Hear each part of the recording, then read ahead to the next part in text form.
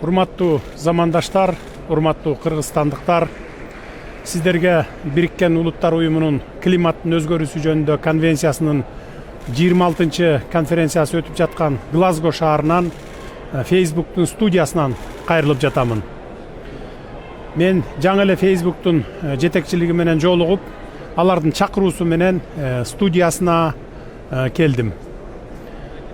Дүйнө лидерлери башында турган саммитке 120 мамлекет катышып, алардын катарында Кыргызстан дагы бар.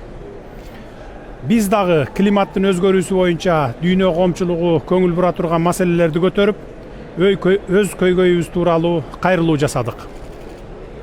Ушул 2 күндүн ичинде 30дан ашык мамлекеттердин жетекчилери менен жолугуп, эки тараптуу кызматташууну тереңдетүү боюнча макулдаштык.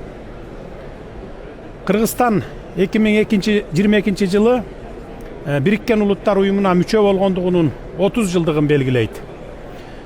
Биз бул мезгил аралыгында Бириккен Улуттар Уюмунун активдүү мүчөсү боло алдык. Кыргызстан дегенде асман тиреп, көк мелжиген тоолор, андагы ак кар, көк муздуу мөңгүлөр, жашыл токойлор, жылга-жылгадан шылдырап агып түшкөн өзөн суулар элестейт. Моюнга алуу керек, климаттын өзгөрүүсү биздин көз жоосун алган жаратылышыбызга терс таасирин тийгизип, зыянын келтирүүдө. Мөңгүлөрүбүз тездик менен ээрип, кемип баратат. Таза суунун булагы болгон мөңгүлөрдү дүйнө коомчулугу менен биргеликте сактап калуу бүгүнкү күндүн орчундуу маселеси.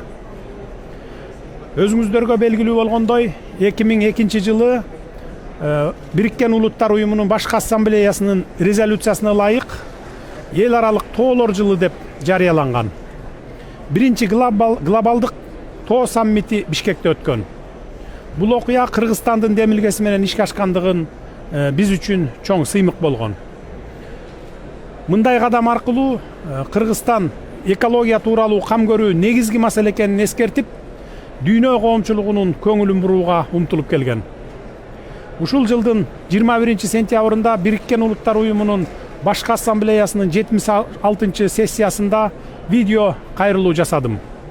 Ошол жерде тоолуу өлкөлөрдүн достору тобунун атынан 2022 жылды кайрадан эл аралык тоолор жылы деп жарыялоону, тоолуу аймактарды туруктуу өнүктүрүү боюнча 5 жылдык программаны бекитүүнү сунуштадым.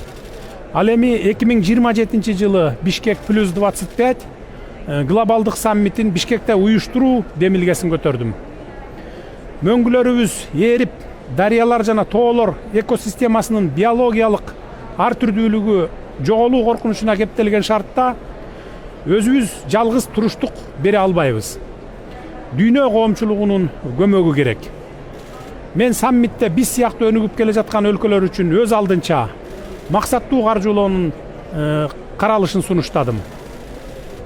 Бул сунуштарым саммиттин чечимдерине камтылышын көздөймүн. Бул багыттагы максаттуу программаларды ишке ашыруу үчүн Бириккен Улуттар Уюмунун алдында атайын фонд түзүлсүн деген сунушубузду киргиздик. Кудай Таала уроологон табиятыбызды, касиеттүү ала тообузду сактап калуу жана кам көрүү ар бир кыргызстандыктын ыйык милдети. Ошондуктан касиеттүү жерибизди, тоо мөңгүлөрүбүздү, өзөн сууларыбызды көздүн карагындай сактап, келечек муунга татыктуу өткөрүп беришибиз керек. Көңүл бурганыңыздар үчүн терең ыраазычылык билдиремин. Саламатта жүрүңүздөр.